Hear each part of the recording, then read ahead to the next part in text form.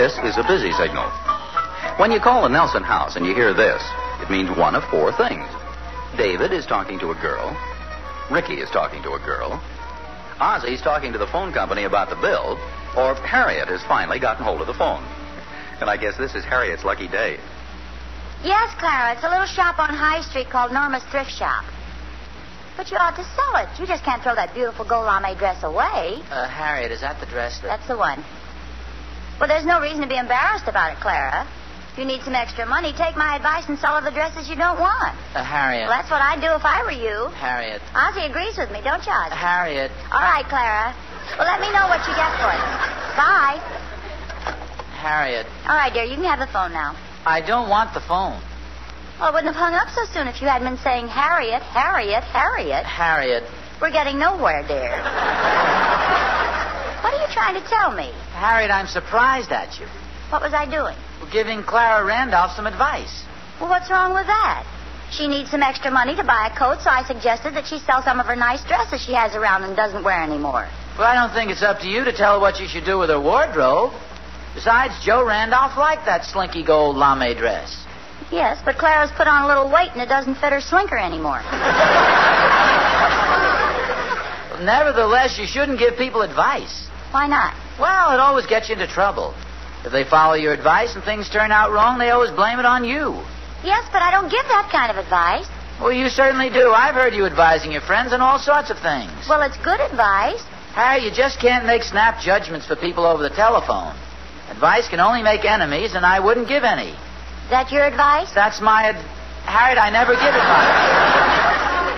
I'll admit I used to, but I don't anymore. Well, don't get upset. Well, believe me, I know what I'm talking about. It's been my experience that when you give somebody advice, it always turns out wrong. Remember that time I advised Herb Dunkel to cancel his accident insurance? When was that? Right before he slipped and broke his leg.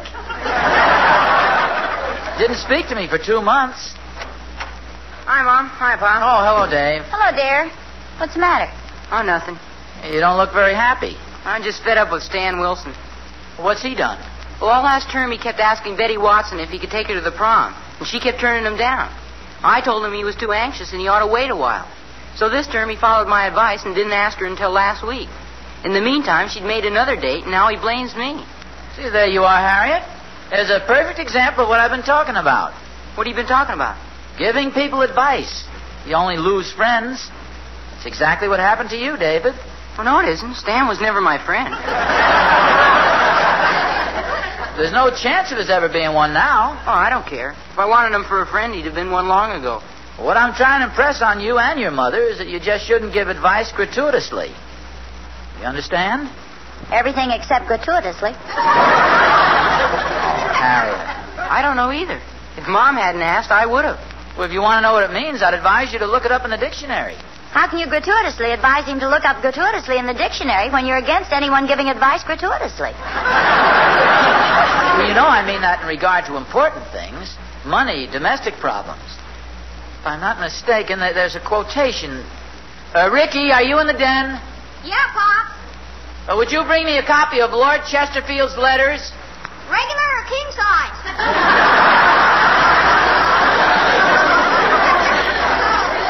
That book with the yellow cover. Oh, yeah, I see it.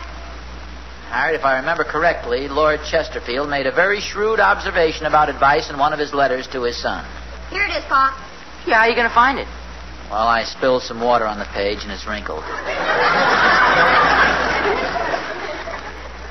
Here it is. Advice is seldom welcome, and those who want it the most like it the least. In other words, people say they want advice. When you give it to them, they're angry. I'm convinced, Your Lordship. See, boys, the value of having a good knowledge of English literature, you can always use it to prove a point. Oh, here's another one. Wear your learning like your watch in a private pocket, and do not pull it out and strike it merely to show that you have one. What time is it, dear?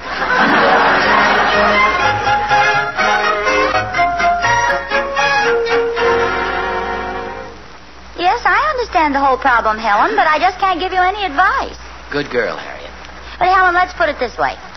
Suppose I called you up and told you that my best friend gave a luncheon and didn't invite me. What would you advise me to do? Harriet. No, I wouldn't do that. No. No. Yes, that's right. That's what I do. Well, thanks for the advice, Helen. Bye. Harriet, you cheated. No, I didn't. She gave me advice. You heard me ask her what I should do if my best friend didn't invite me to a luncheon. Well, nevertheless... Come on in, Thorny. Come in, Thorny. Oh, hello, Harriet. Hi, Oz. Hello, Thorny. Harriet, you're just the one I'm looking for. It looks like rain, and Catherine's not home. Think I ought to take our wash in? Oh, don't ask me. I don't want to lose my friend.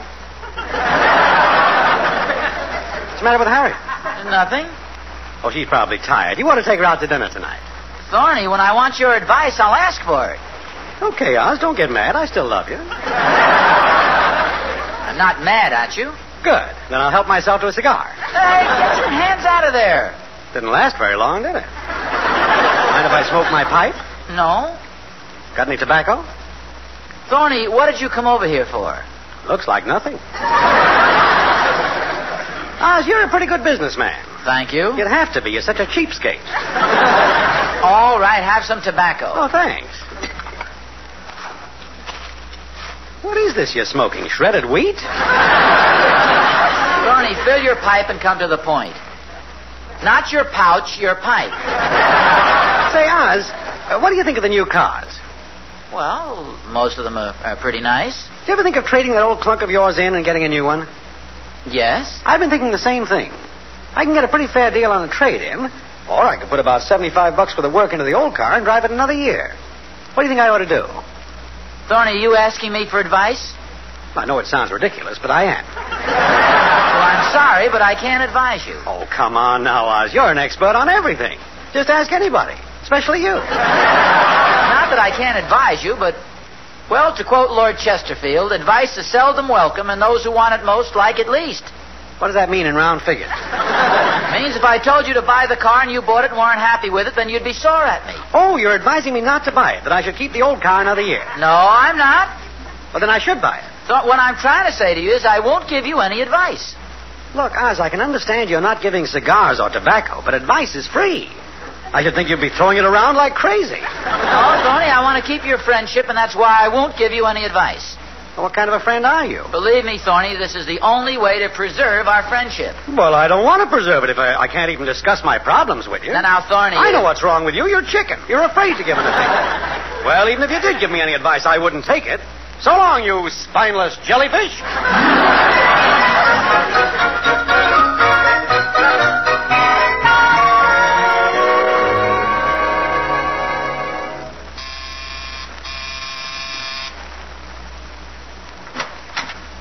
Oswald, George Nelson. That's right. Oh, by George, Oswald, it's good to see you. Well, gee, I'm sorry. Just a minute now. Oh, don't remember me, huh? Well, I know your face. Give me a hint. Rutgers? Oh, yeah? You don't remember Kappa Beta Phi and the old Rawway Inn? We were initiated together. Oh. Now, I say to you, the train is in the station, and what do you say to me? Oh, woo-woo. Southern Nelson. How about that? Good old Kappa Beta Phi. Come on in, brother. Yeah. Oh, I see we have a visitor. Harriet, yes, a Kappa Beta Phi brother of mine. This is my wife. How do you do? Oh, this is a pleasure indeed. What fraternity did you say? Kappa Beta Phi. It's sort of like Phi Beta Kappa, kind of an honorary society, you might say, but more secret. Yeah. Great bunch of guys, eh, Oz? Oh, the best. You never told me about it, dear. Won't you come in, Mr. Yeah, it was so secret we never mentioned the other members' names. That was in college. You can tell her now, Oz. No, sir. When I swear an oath in blood, I never break it. All right, I'll tell her. Well, okay, but it's on your conscience, not mine. My name is Henderson, Toby Henderson. You'd never get me to say it in a million years. Well, please sit down. Thank you.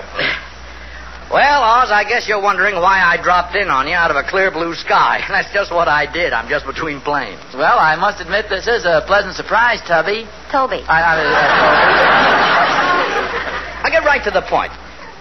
You remember in our sophomore year, we were sitting around having a Coke at the drugstore, and I said to you, Oz, I can't make up my mind what to major in. Do you think I ought to try accounting or advertising? Then you gave me your advice. He did? He certainly did. Well, you know how it is. I was just telling Harriet this morning that giving advice is a bad idea. Well, it's a little late for that now. I did exactly what you told me to do. But it was just one man's opinion, and you can't blame it on me. After all, we were practically kids. Boy, it was the best advice I ever had. Oh, well, good. Because of your husband, Mrs. Nelson, I went into the advertising business, and fortunately, I've managed to do pretty well. Well, isn't that nice? And we probably advertise a great many of the products you use in your everyday life. Yes, sir, Oz. I'll never forget what you did for me. And all these years, I wanted to repay you. Are you still doing okay? Well, you're darn right. Thanks to your early advice. Well, I've always felt that I'd like to pay you back. And I think I've finally figured it out. I'm going to repay you in kind, Oz. I'm going to give you a piece of advice that's just as good as the advice you gave me. Well, that's very thoughtful. What's the advice? Now, listen carefully now, Oz. One of our big accounts, Maxwell Chemical, has bought out a small corporation, the Anderson-Dixon Company. Now, the whole thing's very hush-hush, you see. And it won't be announced until Tuesday. When the news does come out, that Anderson-Dixon stock is going to go up at least 8 points, maybe more. Say, that's really something to know. Oz, old boy, take my advice and beg, borrow, or steal every cent you can and buy Anderson-Dixon. Uh-oh, that's my cab. I told him to let me know when we had to leave to get back to the airport. Well, gee, Toby. Toby. I certainly appreciate this. Think nothing of it, and keep it to yourself. And the next time I see you at the Rutgers reunion, I expect you to drive up in a solid gold Cadillac. So long, Oz. So long, Mrs. Nelson. So long, Toby. Tubby. Gee. Well, that was certainly a nice gesture, wasn't it? Yes. I'd forgotten him entirely. So I gathered. Isn't that funny? I don't even remember giving him the advice, and he says it influenced his whole life. What was the name of the stock? Anderson-Dixon. You think I ought to buy some? Don't look at me. I took your advice, too, dear. I never give advice anymore.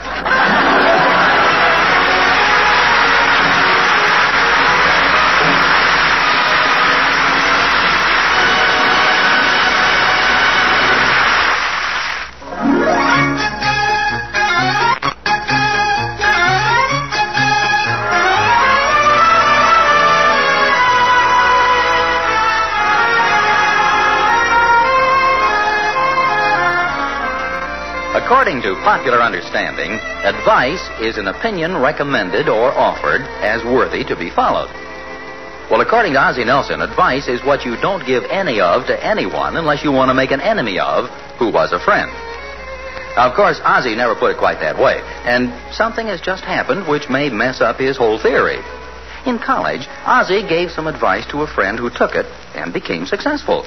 Now, in return, he's given Ozzie a surefire tip on a stock. And since the man is a fraternity brother and a friend, Ozzie, who's a trusting soul, is checking up on him.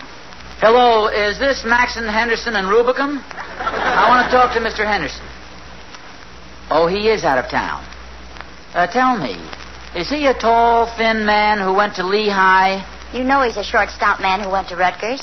Oh, he's a short, stout man who went to Rutgers. Tallies perfectly with your description of the man who was here, Harriet. Oh, thank you very much. Just tell him I called. No, you don't need my name. I know who I am.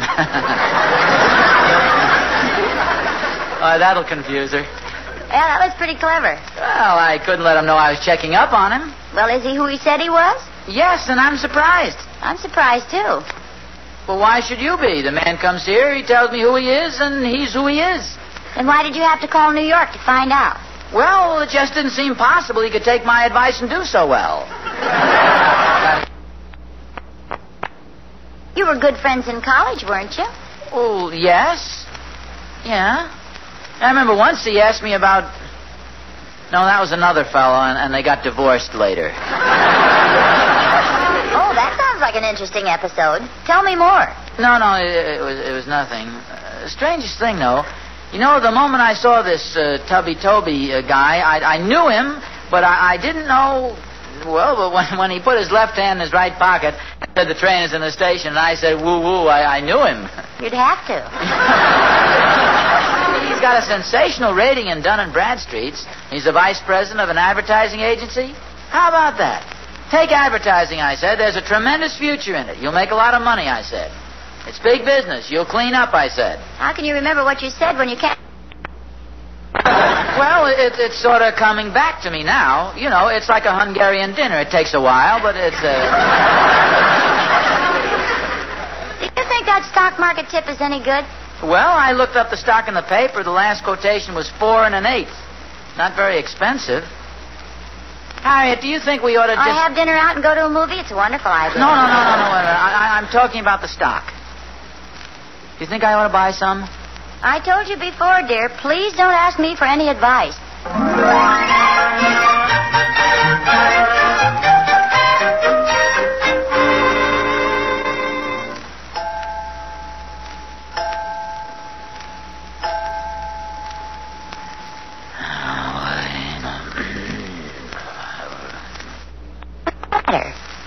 I can't sleep. I just don't know what to do about that stock. Harriet, do you think... Harriet? Harriet? Are you... Yes, dear. Well, go back to sleep. Harriet, how can you lie there sleeping when I've got this problem? I wish I knew what to do. Well, maybe if I state the problem for you, it'll clarify things. Now, if you decide to put some money into that stock, you're going to be worried that it'll go down, aren't you? Yes. And if you decide not to invest any money, you're going to be worried that the stock will go up, aren't you? Well, naturally. Do you really want my advice? Well, I told you yes. My advice to you is stop worrying and go to sleep.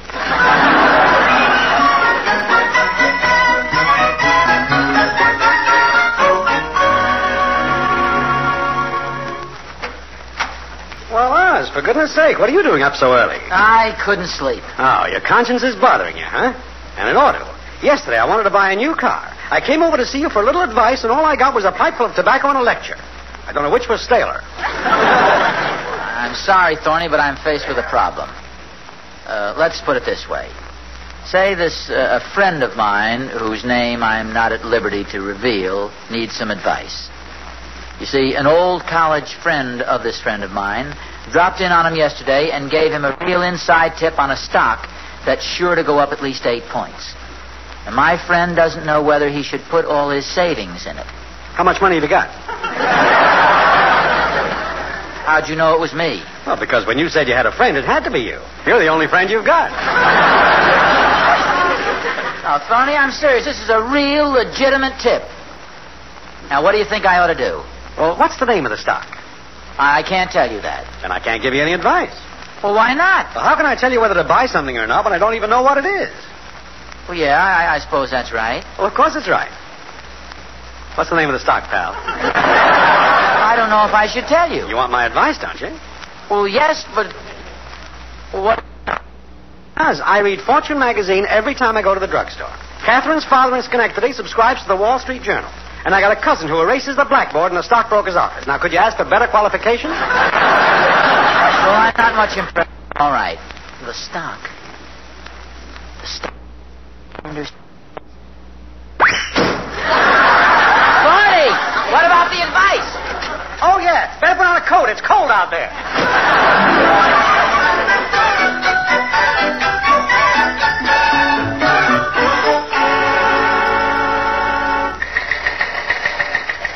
Anderson-Dixon Company, huh? Well, it's a small company. The stock has been more or less inactive for years. As a broker, I wouldn't recommend buying it. But I've got a real good tip. Oh, Mr. Nelson, I get tips every day of the week. But this is really inside information. Oh, yes, of course. It always is. Take my advice. If you want to invest in stocks, do it on a good, sound, logical basis, not on a tip. Tips. But I thought it... I hope you haven't told anyone else about this. Well? Even though my business is giving advice, I try to give as little as possible. Believe me, you don't know how easily bad advice can make an enemy. Lord Chesterfield said... Yes, I know him very well. Hello? Oh, hello, Mr. Thornberry. Thornberry? Oh, give me the phone, quick. Hello, Thorny, don't buy it. Don't buy it.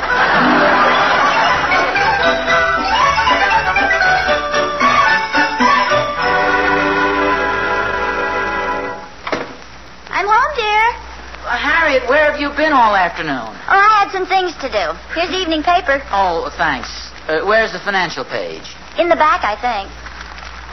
I went down to Norma's thrift shop with Clara Randolph. She sold them 15 dresses. Harriet, I told you not to get involved in that. And I sold my old beaver coat and some of my dresses. Well, what did you... Oh, no. What's the matter? That Anderson-Dixon stock I didn't buy, it went up 10 points. Oh, my gosh, that's thorny. I advised him. I told you can only make an enemy by giving advice. Come in, Thorny. So there you are, Lord Chesterfield. Now, hold it, Thorny. My friend. You're probably sitting here adding up the money you made on that stock you talked me out of buying. No, Thorny. I didn't buy any either. I could be driving a new car if it wasn't for you. I ought to sue you. For what? For being so two-faced. You advised me not to buy it. But Herb Dunkel bought some, and Joe Randolph was in on it. Well, how did they find out? I never spoke to them. 160, 170. Harriet? Well, dear, it sounded like a good tip to me, so I decided to invest some of my dresses in it. Clara and I met Mrs. Dunkel at lunch, and then I went to the stockbroker's office, and they followed me. The next thing I knew, their husbands were waving checks around, and it was just one of those things. 180, 190. Hey, there's Catherine going into the house. She's loaded with packages. Oh, we met her on the way to the stockbroker's office, too. Thorny, you didn't even tell her about the stock. Well, naturally, she'd never let me take my money out of our account. She's no fool. Hey, I wonder how much she invested. Catherine! 195, 200, 210... 210, not bad for a small investment. Gee, if I'd have invested some real money, I could have You could have lost it, too, dear. You see, you were right about the advice. Because if you had asked me for advice, I would have said not to buy it. And right now, you'd be pretty angry with me. Well, I suppose so. But if I were the kind of a guy who gives advice, I would have advised you to buy it. Then we wouldn't have anything. Why not? Dear, after all these years, you know me better, Pat. I never follow your advice.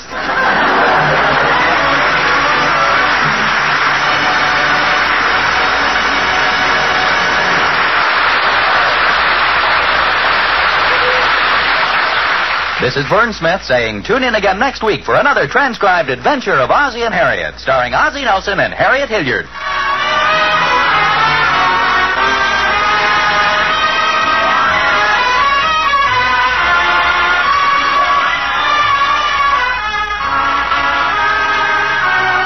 This is the United States Armed Forces Radio Service.